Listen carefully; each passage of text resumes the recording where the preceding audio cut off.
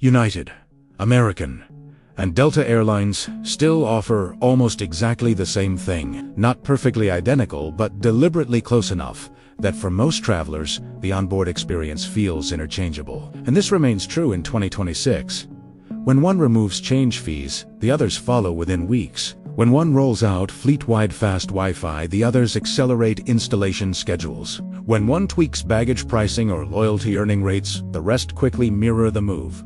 And across economy cabins, you get similar seat pitch, similar snacks, similar lounges, and broadly similar reliability, while smaller carriers continue differentiating through low-cost simplicity or niche premium products. The reason the largest U.S. airlines converge is that they operate in a classic oligopoly, where meaningful differentiation on product or price is difficult and often mutually destructive. So instead, the real battlefield is network design. And each airline subtly builds a competitive edge not by what you experience on the aircraft, but by where and how you can travel through its system. United remains the carrier most willing to experiment with unusual routes, sometimes launching flights that look weak on paper, but succeed by stimulating demand. A strategy seen in its persistence with long, thin routes linking secondary American cities to remote leisure destinations, and with its continued expansion into secondary international markets where non-stop convenience alone creates customers, even when a flight is near the performance limits of narrow-body aircraft,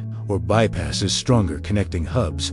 United bets that travelers will pay a premium for a non-stop option. And increasingly, that bet pays off, because modern travelers prioritize time savings over marginal price differences. Over the past year, the airline has doubled down on long-haul leisure, flying to distant destinations across the Pacific and South Pacific, while also using narrow-body aircraft stationed overseas to build mini-hubs that connect arriving long-haul passengers onward without overnight stops, effectively creating itineraries competitors cannot match. These networks exist not merely to capture existing traffic, but to reshape traveler behavior, so vacations are planned around United's non-stop offerings, turning previously multi-segment journeys into single-ticket trips and locking in customer loyalty before rivals even evaluate the market. American Airlines takes almost the opposite philosophy, focusing less on discovering exotic new markets and more on dominating specific geographic regions, especially the fast-growing southern United States, where population growth continually feeds demand.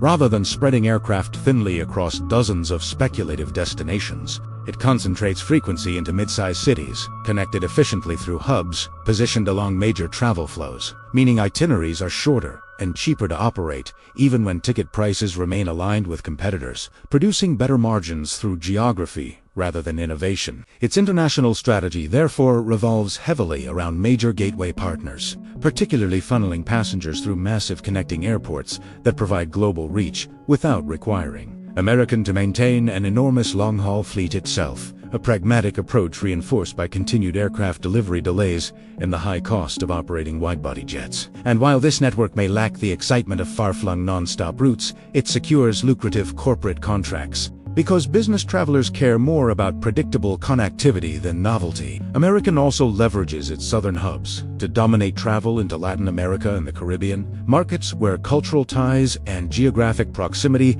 generate steady demand and where frequency matters more than uniqueness, allowing it to be the default airline for many outbound travelers, simply by offering more daily options than competitors. Delta sits strategically between the two. Its network is efficient, but not maximal. Its route map broad, but rarely adventurous. And instead of winning through geography alone, it focuses on brand perception and operational consistency, investing heavily in punctuality, cabin refurbishments, and loyalty ecosystem partnerships, so passengers believe they are choosing a premium experience even when the hard product is comparable. This perception enables Delta to charge slightly higher fares and maintain industry-leading profitability, demonstrating that in an oligopoly, reputation can matter as much as hardware. The airline's fortress hub in the southeastern United States remains uniquely powerful because it captures enormous north-south travel flows between densely populated northern regions and leisure destinations in the south, while its other hubs function primarily as support rather than expansion platforms, illustrating a risk-averse but financially stable strategy where predictable performance outweighs network experimentation. Across the industry, data analytics and automated pricing have further reduced incentives for fare wars. So airlines instead fine-tune schedules,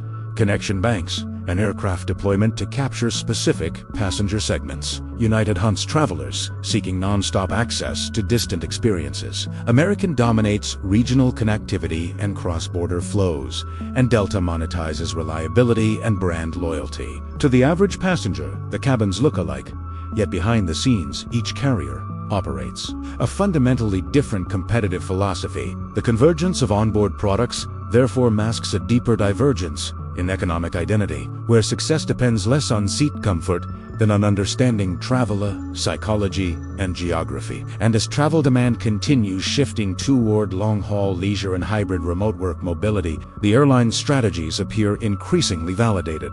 United grows by creating destinations, American by owning regions, and Delta by selling trust. Three paths within the same market that explain why the biggest carriers look identical at 35,000 feet but behave entirely differently on the map.